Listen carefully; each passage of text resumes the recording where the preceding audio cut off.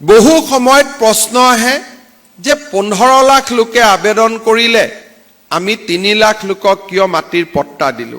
ইয়াৰ মূল কথাটোৱে হ'ল মিছন বসুন্ধৰাৰ লক্ষ্য হ'ল যে যোগ্যজনে মাটিৰ পট্টা পাব লাগে।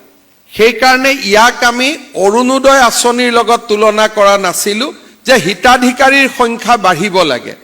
ইয়াত উদ্দেশ্য আছিল যাতে কোনো এজন দালালে বা কোনো এজন মধ্যভোগীয়ে মিছন বসুন্ধৰাৰ সুযোগ লৈ চৰকাৰী মাটিত বাস কৰি নথকা সত্ত্বেও বসবাস কৰাৰ ভুৱা কাগজ পত্ৰৰে তেওঁলোকে যাতে মাটিৰ পট্টন ল'ব নোৱাৰে।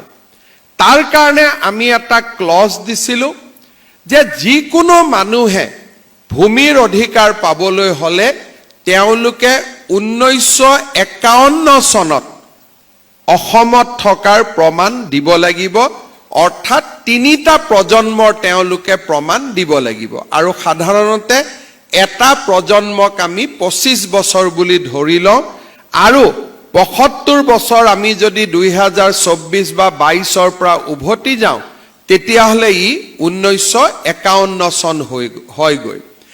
আৰু এই 1951 চনৰ ধাৰণাটো থকা বাবেই মিছন বসুন্ধৰা এক প্ৰকাৰ খিলঞ্জীয়া লোকৰ ভূমি অধিকাৰৰ এক অস্ত্ৰ বা খিলঞ্জীয়া লোকেহে মাটি পাব তেনে এক ধাৰণাৰে আমি আগবাঢ়িব পাৰিছিলো। ইয়াৰ ফলত যিবিলাক জিলাত সাধাৰণতে 51 চনৰ মানুহৰ সংখ্যা কম তেনেকুৱা লোকত আবলটনৰ সংখ্যা কম হৈছিলে আৰু য'ত 51 চনলৈকে আমি মানুহৰ থকা প্ৰজন্মৰ ইতিহাস পাওঁ সেইবোৰ জিলাত ভূমি আবলটন বহু গুণে বাঢ়িছিলে।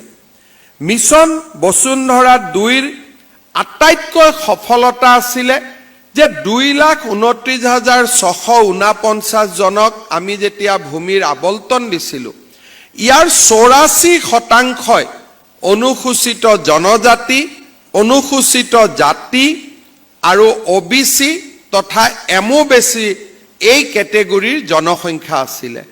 আৰু ইয়ে প্ৰথমবাৰৰ বাবে স্বাধীনতাৰ পিছত খিলঞ্জীয়া লোকক মাটিৰ অধিকাৰ দিয়া শ্লোগানক বা এক আৱেগিক শ্লোগানক আমি যুক্তিসংগত প্ৰক্ৰিয়াৰ মাজলৈ লৈ আহিবলৈ সক্ষম হৈছিলোঁ। বিধানসভাত কংগ্ৰেছ দলে ইয়াক সমালোচনা কৰিছিল, UDF দলে আমাক সমালোচনা কৰিছিল, কিন্তু আমি স্পষ্টভাৱে কৈছিলোঁ যে মিছন বসুন্ধৰা খিলঞ্জীয়া লোকৰ ভূমিৰ অধিকাৰ দিয়াৰ এক প্ৰক্ৰিয়া আৰু ইয়াত আমি বুজাবুজি কৰিবলৈ সন্মত নহয়।